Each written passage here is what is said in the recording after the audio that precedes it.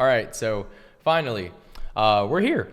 I've been dying to do a video like this where it's just me telling my story and giving you some advice on how I went from a broke university student living this party boy lifestyle to becoming a construction millionaire in like less than 4 years. But honestly, bro, even I don't know how I made this happen. So you can assume that this video is just going to be about my entire journey and experience of being a construction business owner. I'm going to show you what actually worked for me and got me to this position, because I was just a guy working on site, managing small jobs here and there, but I still ended up building this multi-million-dollar business with complete freedom in my life, and most importantly, becoming the man that I always dreamed of. So instead of only telling you the tips, I need to tell you how this all started. So it all started when I was in university. My parents wanted me to finish my degree, get a stable job, and play it safe like every parent wants for their child. And honestly, I don't blame them for wanting a secure career for me, but the problem was that I hated it, but I had to stick to it because it's what my parents wanted me to do, and low-key, they were kind of financially supporting me at the time, so I had no other choice. But I was just the kind of guy who skipped lectures, was scraping by on canned soups, and blowing whatever money I had on parties and going out. But deep down, I knew that university wasn't the path for me. So after months of thinking whether I should drop out or not, eventually I decided to complete university, but only for the sake of my degree. And I know this is probably the opposite of what every person you see on the internet, or even the opposite of what you thought I was going to say, but that's just the way it is. Anyways, I wasn't even sure if I made the right choice. And since I had to pass the exams in order to get the degree, I used any means possible to pass them. And when I say by any means, from AI to cheating to paying other people to do my work, I did it all. And it turns out I actually did get the degree, but the problem was I was almost still at the same level, because after I finished university, I still didn't really have a plan. The thought of getting a normal job and living this normal life was the biggest load of BS. I had no idea what I was going to do next, but I knew I couldn't just sit around. I actually needed money badly, because on top of everything, I was even fired from my internship too, and it's something that I talked about in some previous videos. Now, I remember from the ages of like 13 to 20 years old, I used to go to these construction sites with some people in my family. We do small jobs like concrete, repairing pool equipment, landscape, installing grass, pavers, all of that. But after joining college, I stopped working on the sites, and since I was fired from my internship, at this point, construction was the only thing I had experience in. So after trying a lot, I landed a summer job at this construction site. Now, it wasn't some fancy role where I learned the ins and outs of running a business. No, I was just the guy who did all the things that nobody else wanted to do, from hauling bricks, sweeping floors, stacking tools, basically all of the grunt work. But since it paid the bills, I stuck to it. And after a few weeks of working on the site, one day, like, my boss pulled me aside and he said, "Hey, one of the guys didn't show up. Can you jump in and paint the pool equipment?" And honestly, I had no clue what I was doing, but I thought to myself, how hard can this be? So I grabbed a paint can, I took my time, and I tried to make it look half decent. And after a few hours, I'm packing all of my stuff, and my boss gets a call. So it turns out the client actually rang him up, and as soon as I saw it, my heart skipped a beat. I was freaking sweating, my forehead was all shiny, and a voice inside of my head was like, "Damn, you probably effed up this job."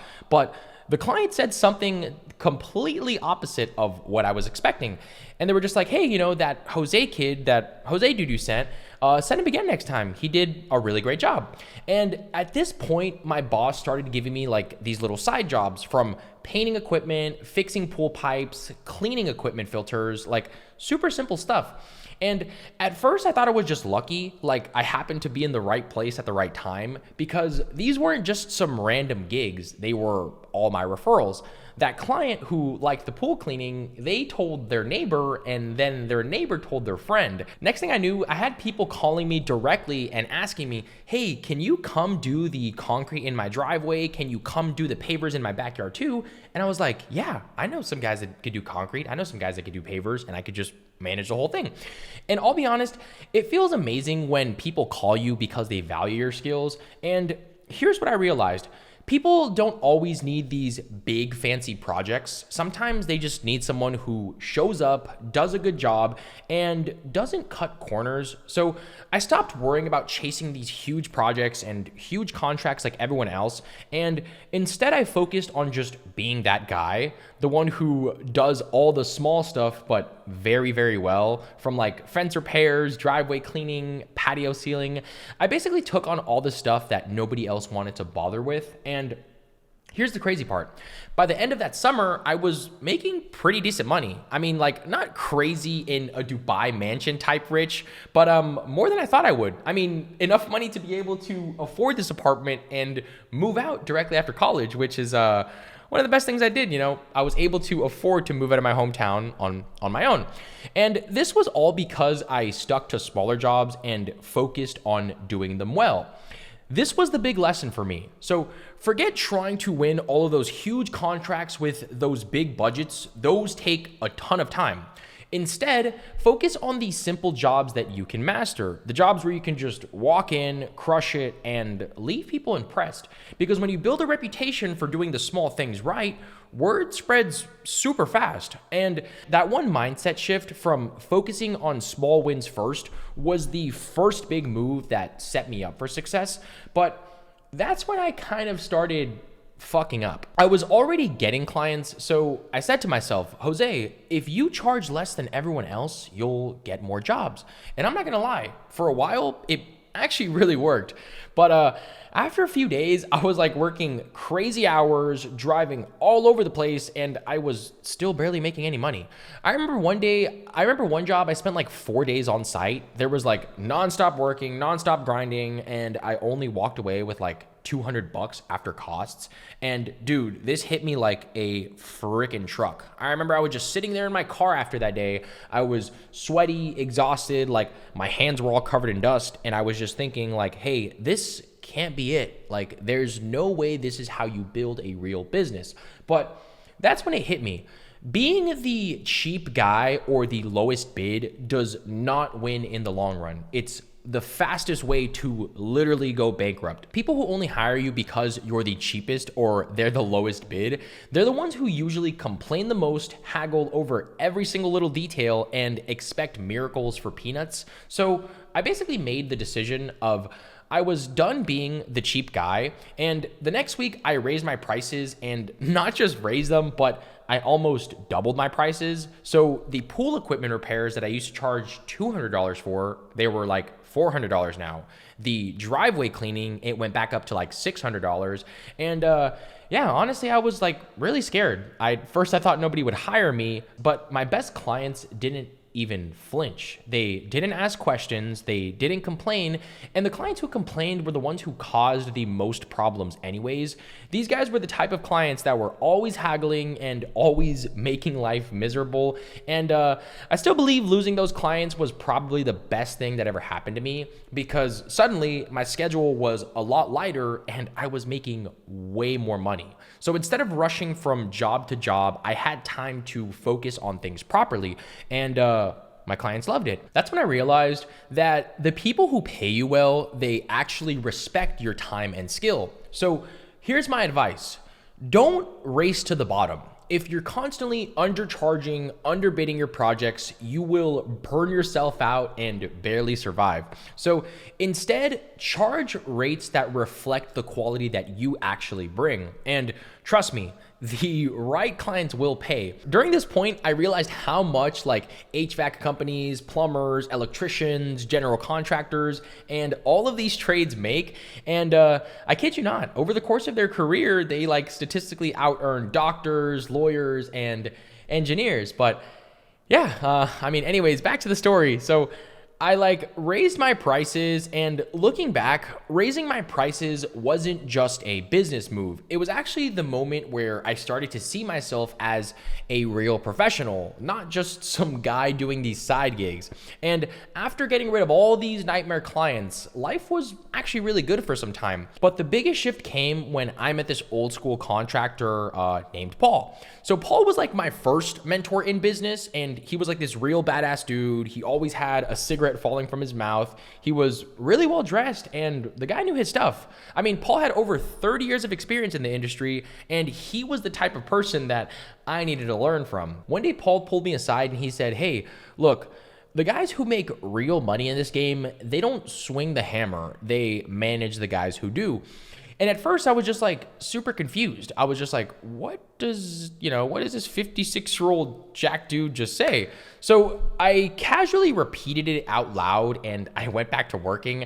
And that day after going back home, I wrote down what he said on a piece of paper, and I kid you not, I stared at it for like 3 minutes like a psychopath, and suddenly it just clicked what Paul had advised. So in California, you need to pass an exam to be able to do a specific trade. And after you pass it, then you get the license to be able to do the trade. So basically, long story short, I passed the exam, I got the license for pool and landscape projects, and I hired this guy named Tony to take over some of my smaller jobs. And I've known Tony for a while. He's kind of like a family friend. He's really good at doing concrete, pavers, all of that stuff. And at first, I micromanaged everything. I'd show up on site. I was like hovering over Tony like a hawk, checking every single detail. And over time, I noticed that Tony was actually better than me at a lot of this stuff. He was way faster with installing pool tile, pool coping. He did cleaner paint jobs. And honestly, clients just liked him more, so I leaned into it. I started hiring more guys, subcontractors who were pros at their trade, and instead of doing all of the work myself, I focused on just managing the projects. I handled all the paperwork, I coordinated all the schedules, and I stayed in touch with clients to keep everything smooth. My whole perspective towards the world completely shifted. I was spending way less time on site, but I was making way more money. And instead of being the guy just hustling all day, I was the guy making sure everyone else was hustling and getting paid for it. And honestly, it felt really weird at first, like I wasn't working hard enough. And some of you guys who were like, because I come from a Hispanic culture, a lot of people feel like if they aren't physically like working hard, they just don't feel satisfied, which is like super weird, but I'm pretty sure some of you guys are going to be able to relate. But the truth is, this was real business. And if you're serious about building a construction business or any business, this is what you need to learn. You don't get rich by doing everything yourself. You get rich by building a team that can deliver results without you. And the crazy part, because I had a solid team handling the jobs, I finally had time to think about growth, not just survival. And at this point, we were doing like 5-figure months at the moment. And that's when I realized that most people in the space don't understand the business side of things. They only understand how to do the physical labor, but not the marketing, the sales, the payroll, estimating, budget, all of that stuff. The actual business side of things is alien to all these contractors, and I somehow managed to learn it, which put me way ahead of everybody else. So, back to the story. So we built a team, and we were pulling like 5 and even some 6-figure months at this point. But still, there was something that I wanted, not just more projects, but faster, smoother projects where I wasn't constantly putting out fires. Because at this point in my journey, every project took way longer than it should have. Materials were delayed. Subcontractors were ghosting me. I had to keep submitting change orders for clients midway through projects. And every extra week on a project meant more money out of my pocket. So I made a move that changed everything. I stopped letting delays run my business, and I took control myself. I partnered with and locked in these reliable suppliers for pavers, pool tile, coping, so I wasn't waiting weeks for materials. I built a tight project timeline, and I made sure that every subcontractor stuck to it, and I set firm boundaries with clients. No more endless revision and last-minute change orders. And I know it sounds super basic, but guess what? It changed everything for me. Every project was finished on time without any hassle, and I could take on more jobs without necessarily working more hours. And instead of losing money to delays, my profits were pretty significant. This one shift alone added multiple 5 figures in profit in my business every single month without chasing more clients and without cutting prices, just by running my business the right way. And fast forward to today, I'm a guy in his mid-20s who's made millions of dollars with this construction business, and looking back on it, I feel super proud of younger Jose, who did the opposite of what everyone said, worked his ass off, and made this shit work. And all credit goes to him. And the best thing is, I feel like a few weeks back, I passed university and I was having arguments with myself about what I needed to do. Paul basically advised me to go all in on an outdoor pool and landscape construction projects. So I leaned into it, and most of the projects that I do now are $100,000 plus. And I know it sounds super crazy when I say I do between $100,000 to $300,000 per month, but realize that that's totally realistic if you're doing anywhere from 1 to 3 projects per month. If there's one thing I want you to take away from my journey, it's this. You don't need to work 16-hour days, you don't need to be born with a golden spoon, and you definitely don't need to be the cheapest option out there. What you need is the willingness to play the game differently, because if a broke university graduate doing junk hauling can make this work, what's stopping you? And look, I get it. Betting on yourself, even when you don't know the path, is some scary shit. But hey, what other option do you have? Live a normal life like everyone else and call people like me lucky? I think a person like you who is watching this video has insanely high ambitions, so understand that you don't need somebody else's permission to start chasing your dreams. One day you're gonna be looking back on all of this like I'm doing at this very moment and being like, damn, how did I make all of this shit work? And that, my friend, is a feeling like no other. As always, if you guys enjoy this style of content, make sure to like, comment, subscribe. I'm gonna be dropping more practical business content on this channel. And make sure to follow me on Instagram. If you guys have any questions, just feel free to shoot me a DM. It's at Jose Rojas. I'll probably pin it down somewhere here or in the description. But yeah, I hope you guys enjoyed today's video, and I'll see you in the next one. Later.